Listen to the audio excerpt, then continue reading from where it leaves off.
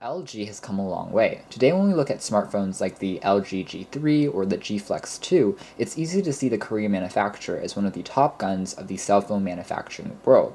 However, just a few years ago, LG actually wasn't that infamous, and they created devices that were met with half-hearted attention in terms of the media and with users and customers. And one such device would be the LG Incite, which is a Windows Mobile 6.1 smartphone that retailed for AT&T for a price tag of around $200 with a 2-year service agreement. Hey guys, here at OS Reviews, we're taking a retro unboxing look at the LG Incite. This is an extremely glossy phone, but also quite compact and stylish, and for the time it did alright. But it wasn't a massive performer in the labs. It only had a 528 MHz processor, so not the fastest phone on the market, but at the same time it was sleek, and it was a good option for people who wanted both entertainment and productivity. Of course, with all Windows mobile devices at the time, this thing had a resistive touchscreen which measured 3 inches diagonally, so it was a bit awkward to use with your fingers unless you have to press a little bit harder. But feature-wise, it still is pretty rich with features like 3G, GPS, a 3.2 megapixel camera, you had Wi-Fi, Bluetooth, all those features were on board. And what's interesting about this phone is that there isn't a built-in stylus slot, so it actually utilized a traditional stylus. It was called a lipstick stylus that hung onto the side of the phone using a lanyard, which was interesting. And inside we have a 528 MHz processor and 256 megabytes of RAM, which is a far cry from today's quad-core chipsets. But back in the day, it still did the job, and it still works for web browsing and also basic word processing on this phone. Battery life is up to 20 days, 6.5 hours, standby time, so pretty good battery life as well, at least when this phone was first released. Taking a look in the packaging, we have inside just the phone itself, and it says LG Incite uses a LG Quick Access menu. So this is LG's proprietary menu system that was customized for the phone, and you can see it's extremely transflective and reflective. We'll take a look at the phone actually in a moment. Inside the packaging, we also have the stylus. We indeed have a charger, which, taking a look here, it's just a traditional LG charger with a USB end on the other side for you to plug into the wall. And we do have a battery. And the battery here is a standard one, and it's a 1,300 milliamp hour battery at 3.7 volts. So not the largest, but it did the trick. There's also a proprietary charging, well actually a standard charging cable. It's a standard micro USB tip, which was good at the time. It meant that LG was kind of coming away from the proprietary usage of chargers and accessories, so you could actually use this with any micro USB accessory on the market. Of course, he also had a CD-ROM, which included the drivers for Windows mobile software syncing on a PC, and that was something that came standard at the time. Taking a look at the phone, again, it's pretty compact, but at 3 inches diagonally, the screen is minuscule by today's standards. Still, the phone is relatively attractive. We can see that we actually have access on the very top to a 3.5mm standard headphone jack, which, believe it or not, at the time was actually a huge feature because a lot of manufacturers tended to go with proprietary headphone ports that were difficult and not the best in terms of usability. You had to use an adapter to then transform your headphone port or a charging port into a headphone port. So on the bottom here you can see it's crafted entirely out of chrome and it's made out of plastic, but it feels pretty decent in the hand. And the back is also made out of plastic. Let's try removing all these stickers and tabs. The hardware of the LG Incite isn't bad at all, although it's a huge fingerprint magnet, as you can tell by the usage of completely chrome plastic accents. The device in general is quite attractive looking. It's slim, it's pocketable, and it's easy to carry around, especially in comparison with today's phablet devices with 5 or 6 inch displays. This thing is tiny, minuscule, and quite attractive. It's petite, but also something that's functional. The front of the device is dominated by a power on and off switch. It's easy to press, but it is chrome accented, so it's a huge fingerprint magnet. There's also access to it, also dubs as the talk and end keys. The left-hand side of the unit houses the micro USB tip for charging and syncing, and there's also a volume rocker that's tactile and responsive. The top of the device featured a 3.5mm headphone jack, which, believe it or not, at the time was a kind of revolutionary feature, or at least it was a standout feature, because a lot of other smartphones tended to go with proprietary ports for the headphones and the charging. LG's usage of a standard micro USB and also a 3.5mm jack made it a pretty good entertainment option. There's also a lanyard cord on the side there.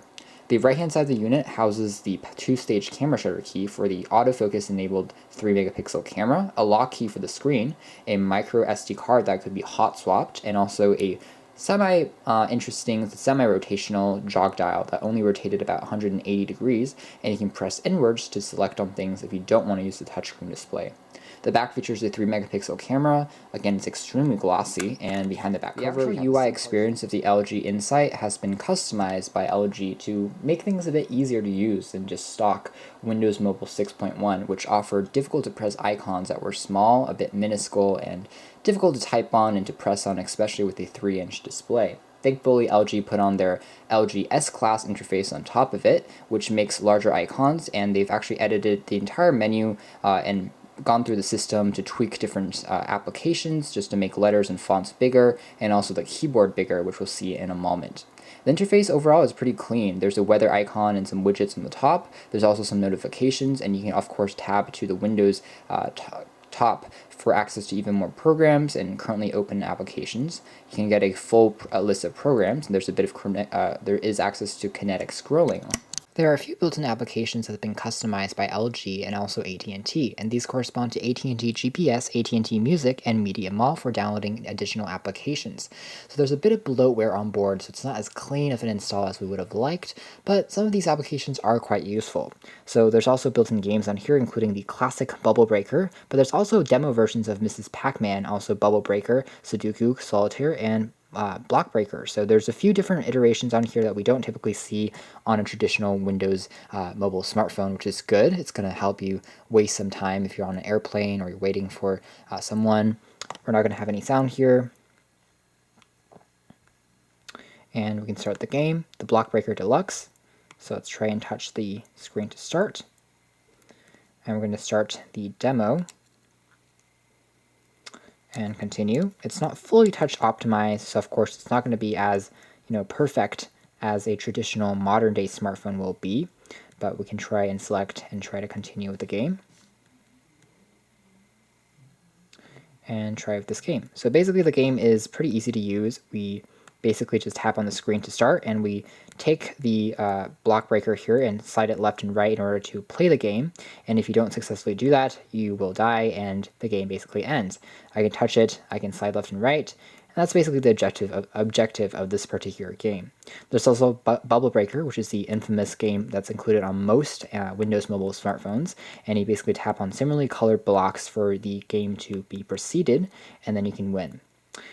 Some other applications on here include a messaging app, a built-in native browser that's been slightly customized and tweaked. There's also the Notes application, which allows you to draw and to doodle in addition to write voice notes. It's pretty responsive, pretty sensitive. As far as touchscreens go, the resistive screen on here isn't the worst that we've seen, so it does the job pretty well. Now, if we wanted to do something like typing, I can also press on Notes. I'm going to press a new note, and I'm going to do some I'm going to try and edit by doing, not draw, but I'm going to type. So I can then press on the keyboard, and you can see how the keyboard has been appeared. Now the keyboard has been tweaked by LG, so it's a short type style keyboard with 2 keys on every single button, which makes things a bit easier to press on just because the icons are larger, but people who don't like this type of keyboard are kind of out of luck. There is an accelerometer, so we can tilt the screen, and now we do have access to a more comfortable QWERTY keyboard layout, which is larger and easier to type on. It's a bit more responsive, a bit larger, so if you are trying to type out messages, it's not the worst keyboards out there, but it does cover up a large portion of the screen, which is a downside, so you can't really see what's happening on screen if you're trying to type too long messages or messages with too many lines in it, which is a downside of this particular design. Still, we like the fact that the accelerometer is nice and responsive, and the fact that the keyboard is customizable and built-in. Over here, there's also Active Sync for syncing Hotmail and also for Gmail with a computer. You have to have a PC, unfortunately. There's also some pictures that you can view in a stopwatch. Otherwise, everything else is pretty stock. We don't have anything else really going on. There's settings on here so that you can take a look at for the touch typing, for the gesture area that you can do some gestures on. And also you can select from the different settings, including the wireless manager and the battery life. Speaking of, the battery life on this phone is not bad at all. It lasted us about 2 days before we had to really recharge it, so battery performance is actually so-so, and compared to today's standards, it's actually quite good. As far as call quality is concerned, which is the most important facet of any smartphone, regardless of its capabilities as a multimedia device. With our callers, she said that our voices sounded natural and also was loud enough to be heard, even if we were in noisier conditions and environments. So a pretty good phone is built on here. It's on the weaker side of the spectrum. Signals can be found, but it takes a bit longer to connect, and even if you're connected, it's going to actually not really show as strong as the reception during day-to-day usage. So for example, if we wanted to go to a web browser, so we can go into the programs list and try to select the the browser. You're going to see that's going to take a few seconds to load, and it's going to struggle to really connect to the internet just because we are on a second-story building right now, and the router is on the first story, so we're a bit far from the Wi-Fi router, but other devices don't really seem to have this issue. But on this particular phone, it's a bit more difficult to connect to the internet just because the range is a bit further. So that's a bit of a disappointing facet on this particular phone. Otherwise, other features, as you might expect, were pretty traditional. There's nothing too fancy going on. As far as the camera is concerned, the 3.2 megapixel camera was nothing to write home about, although LG did customize a pretty good interface. So it's easy to focus, it's easy to use. We can get pretty close to our subjects and tap on the device, and then you can take an image just by pressing on it again. And the camera shutter key is pretty nice and responsive, and images are fast to be captured. And you can also view them just by going into the menu here. You can edit them and also check out the different ISO settings. So if we wanted to click on that, you can see our images aren't that bad, and the video recording capabilities aren't that bad either. So overall, as far as capturing images and multimedia is concerned, we've certainly seen worse, and it does a pretty good job of being a multimedia viewer, just because the screen is fairly vibrant, fairly bright. It's a huge fingerprint magnet, but it remains fairly viewable, and the screen in general is pretty vibrant and doesn't have that much viewing angle issues, which is always good. At the end of the day, I would say that the LG Incite, even if we're looking back at it as a retro review, is not a terrible phone. It's this middle-of-the-road smartphone that doesn't really excite us, ironically, with its feature set, but it does provide a very beautiful design in terms of the hardware. So I would say that the hardware is the most interesting aspect of this particular smartphone. The UI has been slightly tweaked by the manufacturer, which includes larger icons and some things that's much more easier to press on, which we do appreciate. There are a few touches from LG, and of course, being a Windows Mobile phone, there's access to the full suite of productivity apps, including things like Notes, Tools, setups for GPS, and also the mobile office, which worked very, very well. You can edit and create new PowerPoint, Excel, and Word documents, and these are all stronger suits and elements of this particular device. And we also like how the keyboard is larger than the stock version. But there's also a few caveats, like the fact that the screen is a bit smaller, it's a bit less responsive to press on, and the fact that the camera isn't the best, that we could find even at the time. Still, the LG Incite is an interesting look back just because LG has really grown in leaps and bounds since then, and they've produced a lot of powerhouse smartphones since the LG Incite has come out, and right now they've become one of the top manufacturers of smartphones in the world.